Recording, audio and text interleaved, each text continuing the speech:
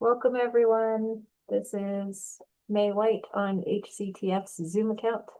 I'm your Community of Practice Coordinator, representing an organizing team with core members from CERN DC, the Habitat Conservation Trust Foundation, the Fish and Wildlife Compensation Program, and the BC Wildlife Federation.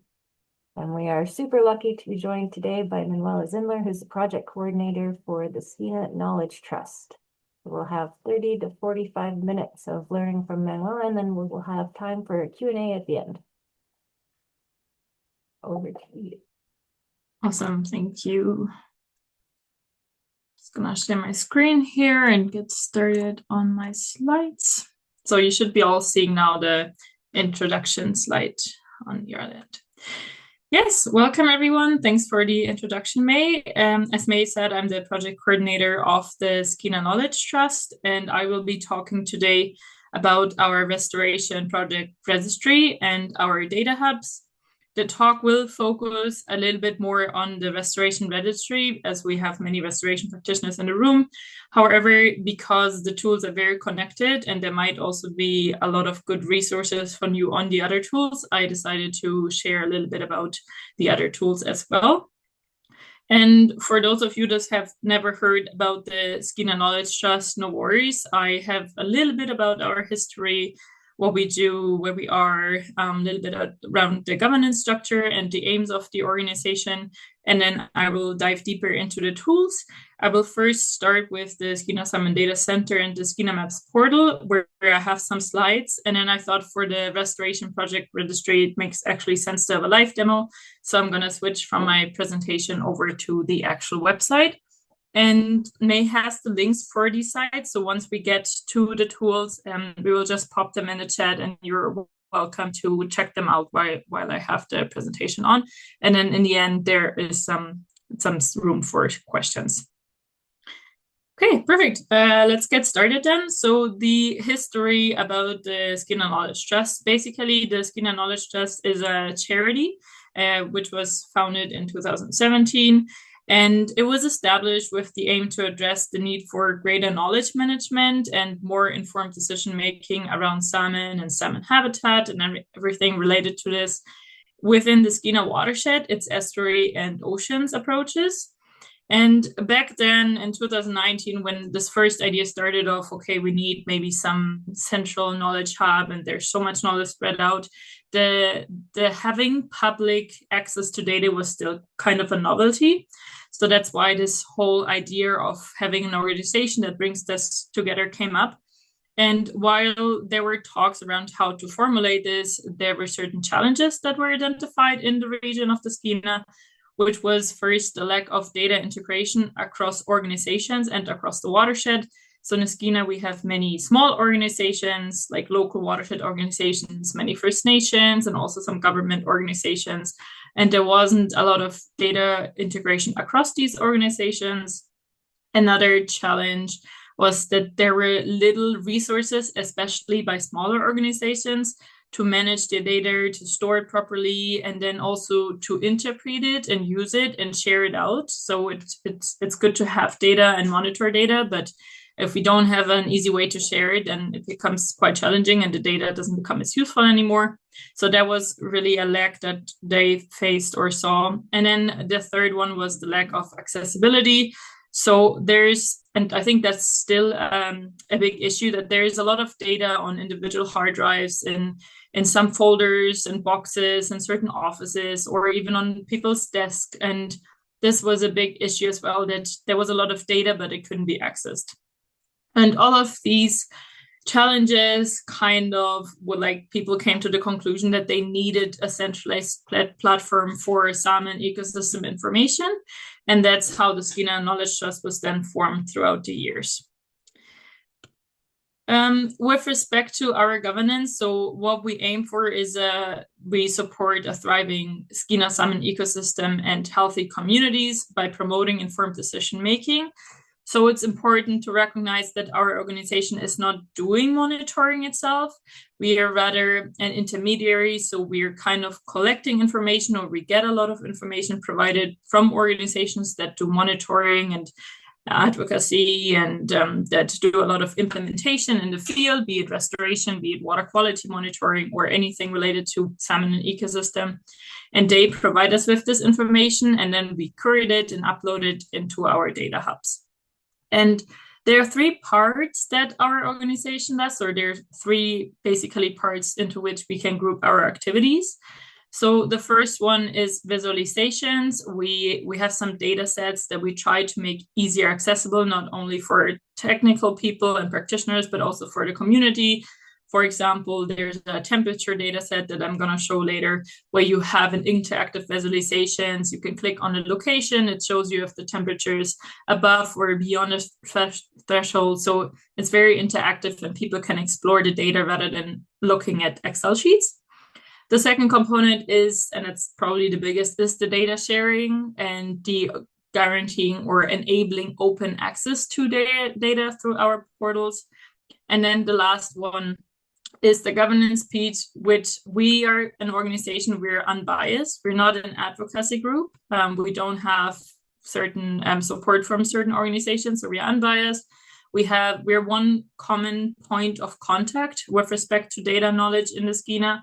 And we have standards which are also symbolizing authenticity and the correct use of standards. And we really try to make sure we showcase this and make sure that we really use the data properly and don't misuse any of the data. That's it for the organization. If you have any questions later about that, I'm happy to answer this. And with this, I will next go to our knowledge tools. We have three knowledge tools basically, and the tools that you can see here are the, let's say, original ones or the ones that were first established.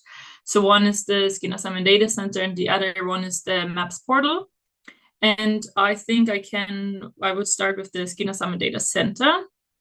The Skeena Salmon Data Center is a publicly accessible online data hub, and it's based on open Sequen software and provides users with a wide variety of data and a comprehensive collection. There are reports, there's also some spatial files, there's water quality data or generally Excel files, data in Excel files, there are research papers, so it's really a broad array of data. And as you can see here, there are around 1,400 data sets, and they are attributed to around 180 organizations. And last year, or beginning of this year, we recorded more than 1,500 visits within Canada. We do have also international visits on our website. So they're from the US, the biggest part, and then also from Europe. But the majority of the visits is from Canada and particularly from BC and then Alberta as well. The Skeena Salmon Data Center, as you can see it here, that's the starting page. And then you can, in this search field that you can see here, you can basically type in any type of word, be it Chinook, be it restoration, be it monitoring, assessment, fish habitat, anything, and then it will show you the results. Or you can just go to view data sets. That's kind of the easiest way to start it. And once you click on view data sets, this is the page that will show up. And you can basically click on those entries that you can see here. You will be able to download the papers. You see on the left, we have some ways of filtering, of some tags that help to sort the results. So there's a lot of ways to play around there. You can filter according to organizations, or you can also click on an organization and search by organizations. There are categories and collections like water collection, habitat collection, assessment collection. So there's many ways of exploring the data. And I thought I'd give a couple of examples here, just that you have a better idea how it works. This is one data set, the Upper Bulkley water temperature monitoring data, which is one of our most accessed data sets because it has a lot of data. It's updated on a yearly basis. And so if you, for example, on the left side, you can see how it looks when you search for it, then you would click on it, and then you can see the picture on the right side where it opens that data set, and you can see all the resources that belong to this data set. And then you could, for example, go to this link here, and if you click on explore on a button, it opens a possibility where you can say explore resource. And this one is nice because it has an interlinkage to the Skeena Maps portal. So if you click on that one, it would actually open the Skeena Maps portal, which has the spatial files where you could download the restoration, the water monitoring locations, and would have the coordinates with that. So that's a nice interlinkage, which we also have between the two tools. Or another possibility, and those are around the visualizations that I mentioned. If you clicked on that first one, it would open an interactive visualization in Tableau where you can click on the stations, you can compare it for certain years, you can toggle on and off certain aspects here. And so it makes all this Excel file data more accessible. I would say I'd leave it here for the SSDC, and we can jump into the Skeena Maps portal. The Skeena Maps portal is kind of the spatial component of our data set, so it is really focused on maps. It was also developed on an open source platform and focuses on maps and on layers, just on spatial layers. The difference being that a layer is just one spatial file, and in maps you can combine different spatial files. Right now we have 268 layers and 57 maps, and this is a quite interactive tool. So users can not only view and download layers, but they can also explore and create their own maps with the layers that are available. For that, you would need to be signed in, and to get a sign in, you would get that from us. We just want to make sure that not everyone can just sign up. We want to see for what are you using it, what is your plan? How do you want to use the Maps portal? And so you can just reach out to us, and then we can figure out from which organization are you and what are your plans, and then you can get a sign up from us. But by this, we kind of prevent that not too many people are accessing the portal. There's a lot of bot attacks in recent days with data security and AI, so we just want to make sure we can monitor this in a certain way. I also wanted to show you just one more page of the Skeena Maps portal. If you click on data and then you go to the layer section, that's how it looks. Again, you have the possibility on the left to filter for certain categories to narrow down your search, or you can also use the search bar on the upper right. But this is basically how it looks. You have your layers, and then you can click on a link and it opens the layer, and then you can read more about the resource, or you can download it. And then use it for further analysis, for example. Perfect. That wraps up the two previous, or the two original tools, the Skeena Summon Data Center and the Skeena Maps portal, which leads me to our third and new tool. And I think that tool is kind of the relevant tool for a lot of the restoration practitioners in the room today. This is how it looks, and we can maybe pop all of the links. I don't know if they're already in the chat because yeah, okay, I think they are perfect. Yeah, so this is the Skeena Restoration Project Registry, and I would like to do a live demo, but before I do this, I just want to give a little bit of a background around this project, just to give you an idea about where do the projects come from that are in the registry, and how did this all come together, who's behind it, who funds it. So it makes it easier to understand why the registry also looks like it looks, and what we had in mind when we built it. And for that, it's interesting to look at the project overview and who funds this. So this is a multi-year project. We are right now in the third year of the project and have one more year left next year. It's funded through the Aquatic Ecosystems Restoration Fund by GFO. And we also worked or get some support from the Habitat Restoration Center of Expertise. And the original idea, how it is written in the proposal, is that the project has the focus and will create a Skeena-focused dashboard of all aquatic and salmon restoration projects across the watershed, with links to the project's reports and data housed in the Skeena Salmon Data Center and the Skeena Maps portal.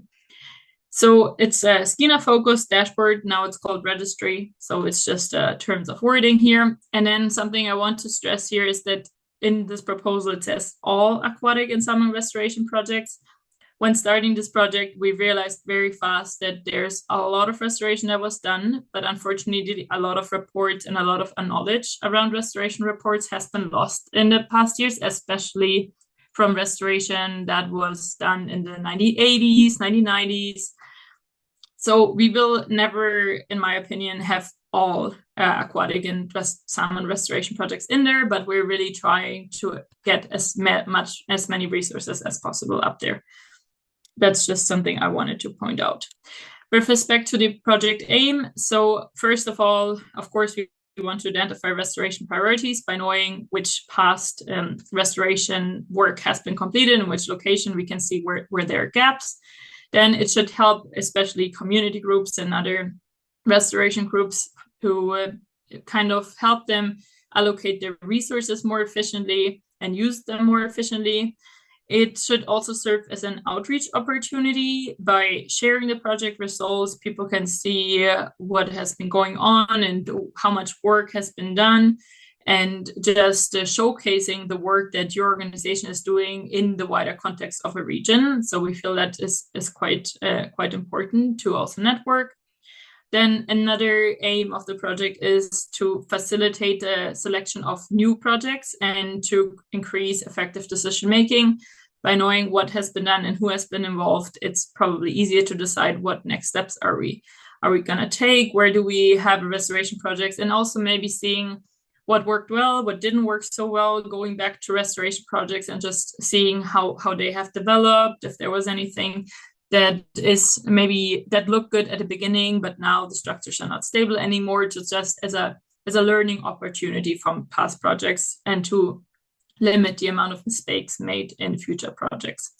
And as a last one, and that has in our experience become really difficult and very important in the last years, is that by collecting all of these projects, we kind of want to showcase how much work has been done in the Skeena, and by that elevate this work more for funding and outreach opportunities, because it's been very challenging to get funding for many organizations. So by showcasing what we do and how important it is and how also organizations work together, we hope that we can help organizations to get more funding in the region as well.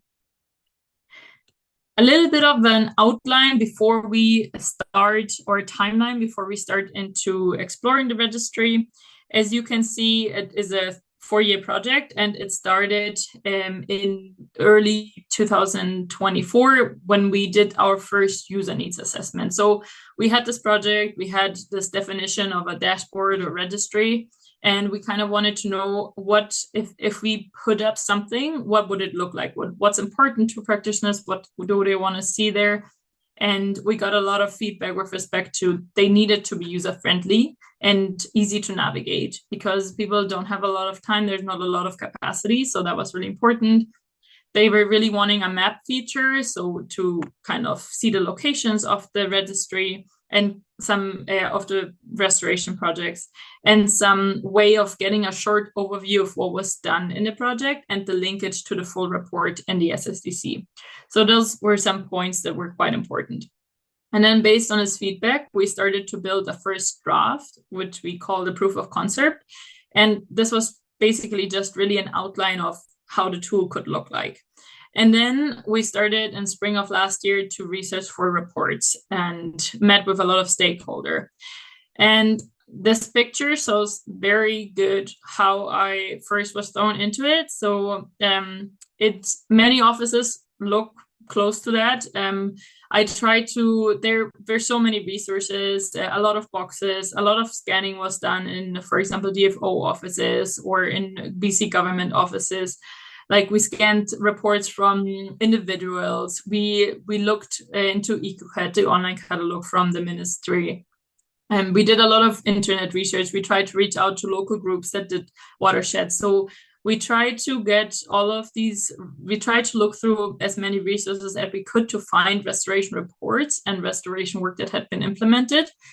And that gave us a good amount of research, but we figured out that one of the most important things that are right now still ongoing are especially the stakeholder conversations, as we have kind of exhausted the other resources, and what we could find in them, most of it is either already uploaded and curated, or there are certain challenges with ownership and not knowing if we are allowed to upload the reports because there's involvement of organizations or First Nations. So we're still waiting for this.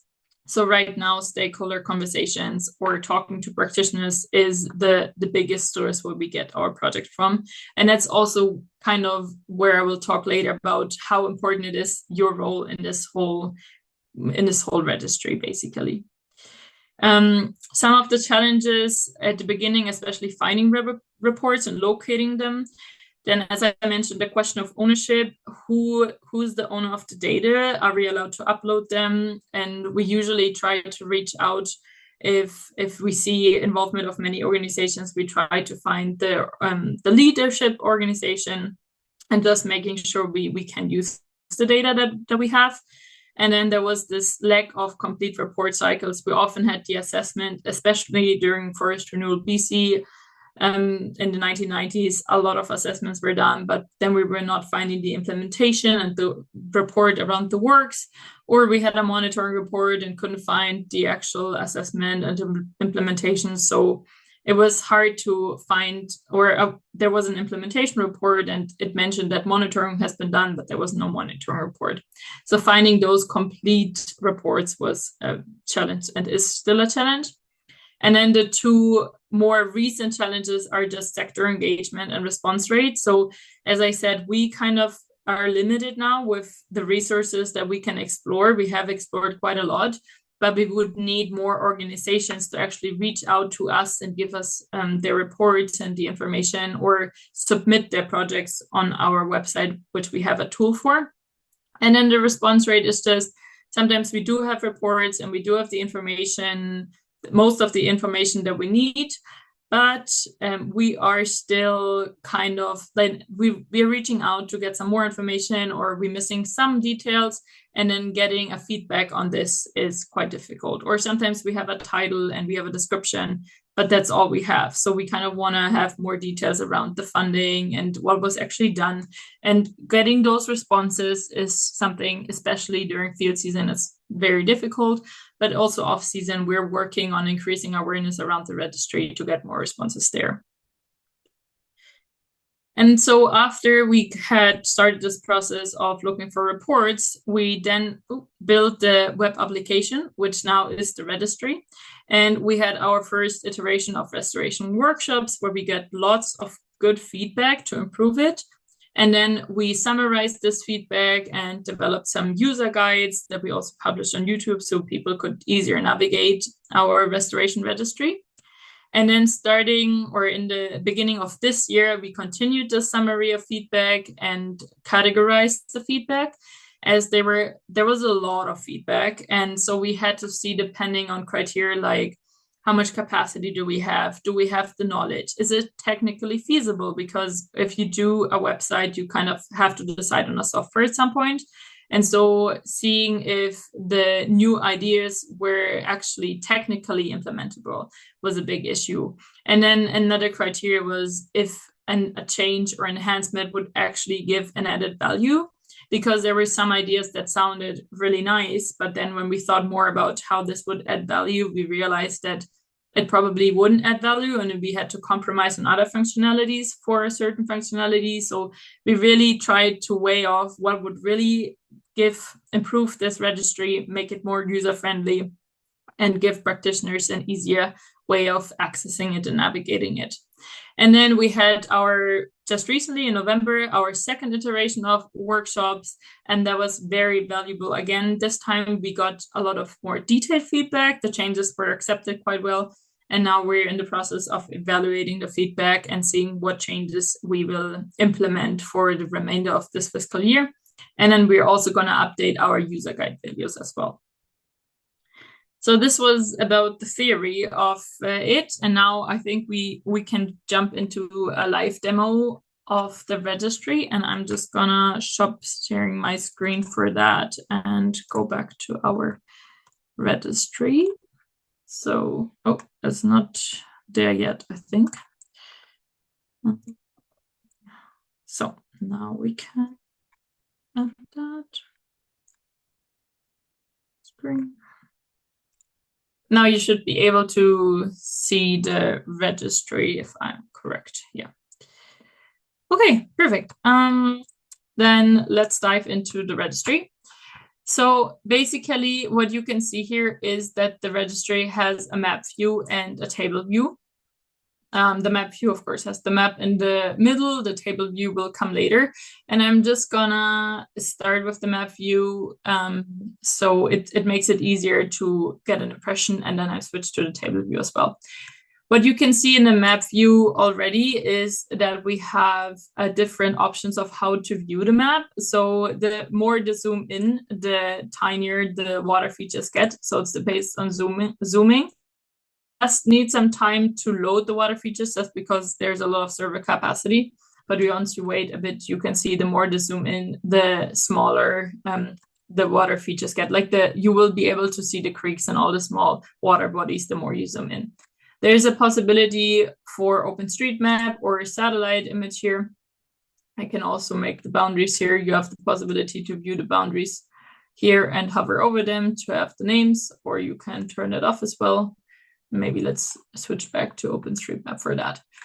Then on the left, you have options to filter. So you can filter according to various items. We can, for example, filter according to stewardship, and then you will see the map automatically adjust. We will bring back an apply filters button, most likely, just because we saw that this changed. A lot of people like to actually have the button to click apply filters, but you can see that it just changes here and gives you the projects that have stewardship components in them. If you are unsure about the definitions of these words, we have these little info buttons, so you can see how the term is defined here, which helps with navigating. We can maybe do one more. So if we, for example, say, okay, we do stewardship and fish passage, let's see if we are lucky. Yeah, you can see it changes again. So it will have all these projects. Then you can reset the filters and you have all of the projects as well. If you now zoom in and we can maybe look into this project. So you click on a project that you think you might be interested in. Once you click on it, it will populate all the project locations here, sites. So there's a project marker and then you will see all the sites once you click on it. And this details window will populate. So in this details window, you are able to see an overview, like a very short overview of details around the name, the description, some dates here. And then a really important thing is the link to the report in the SSDC. So once you click on that, and I'm going to open this in a new tab. So you have the overview information here, and then you go to the SSDC, and then you can see that you have the reports here where you can get more information, and you can either download them, or once you click on them, you can also get a preview of the report. And this we try to get for all our restoration registries. So as soon as we have a report available, we will have this connection in there. What you can also now, and this is the integration with the table view now. So those are the major things for the map view.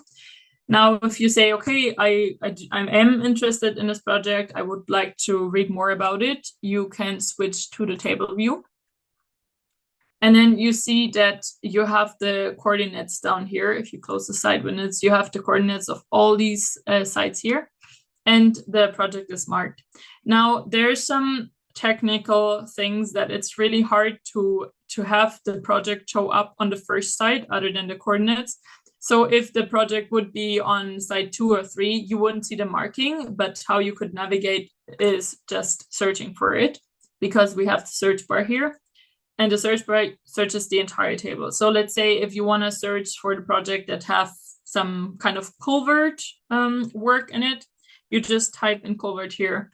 And then you see how the project entries go from 49, which we had before. I'm just going to show that one more time. Yeah, we have 49 projects right now. And then if you put in culvert here, it narrows down the search to the 11 projects.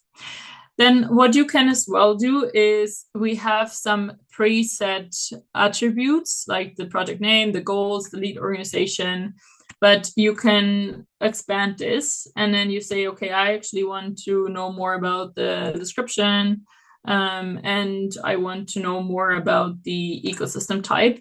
And then it will expand this here and then you just close it and then you can read a bit more about the project. This feature, it's very finicky and there are a lot of compromises. So this tool is still under development. So we might remove that feature in the future. We're not that sure yet, and just leave a scrolling bar instead of a toggle on and off bar. But it's there for now, and it's the way how you can get more information. Another way of getting the entire data, which we actually recommend, is this gives you a short overview of the project, but you can also export the filtered data. And once you export this, you will have the possibility to have all the locations there. So you have the sites and the locations, and I'm just gonna see, there we go. So it exported into a CSV file, and then you can click on that CSV file and it will open it. And then you can see that you have the site name here, the project name here. So if we look at this, here we have this project and it has 4 sites, and then we have the 4 locations here. So for any further analysis, or if you really want to have a deep dive into the data, we really recommend just downloading the Excel file, because it gives a lot more flexibility with respect to working to it. Just close that. Another interactive piece that exists in the registry is that if you click on a project here that you like, you can go to the map view, and then this project is again marked here. And then once you open the site table again, you will have the project overview again. So you will see those quick notes around it. And as well, you have the possibility in this table view to look for the link. And then you have again the possibility, let's just do the first one. You click here and it opens a new tab, and you have all the information that you need related to what's available to us. Those are kind of the major features in the restoration registry. Now there are a couple of other things that is really important and that I would like to mention. One of it is the user guide. So if you're new on the site and don't know at all how to navigate it, there's a complete user guide. As you will see here, and I mentioned it earlier, this user guide still is based on the old registry. You see we had very different colors and there were not as many functionalities right now, but this will be updated in the spring of 2026, just because there will still be enhancement, and so it doesn't make sense to update it now. But in spring 2026, there will be some updates to this user guide. There's also a video that we will be updating. And then another item that I mentioned before is the dictionary. So you have the info icons, but we do have a data dictionary here as well, with all the terms that are important to be described. We have an about page where you can find more information around the project. And if you click on this, there's even you can really learn the details of like, how did we develop it? What was the story behind it? And what are the thoughts that went into building this registry? And one last very important aspect is the Submit a Project button. And I think I mentioned earlier that stakeholder conversations are kind of the major resource for us to get projects. And the idea behind this, because we have 1 more year of funding, so we really want to build it out so it's very flawless, it works seamless, it's very user-friendly. But starting from that point, we kind of want to shift over, instead of us curating the data and uploading it, that practitioners have projects and submit it on their own. And for this, we created this Submit a Project form. And so once you click on the link, you have the possibility to view the attributes description here, or if you click, for example, or we can open this, maybe it's interesting to see. So basically, you can open those attributes that will be important for later. And then we can just put in an email here just to see how it looks like. So once you submit this and say next, you have the possibility to fill in all your information. There are some aspects that are required, just because without this, it's really hard to get at least the basic idea of the projects. So we did make some of the fields mandatory.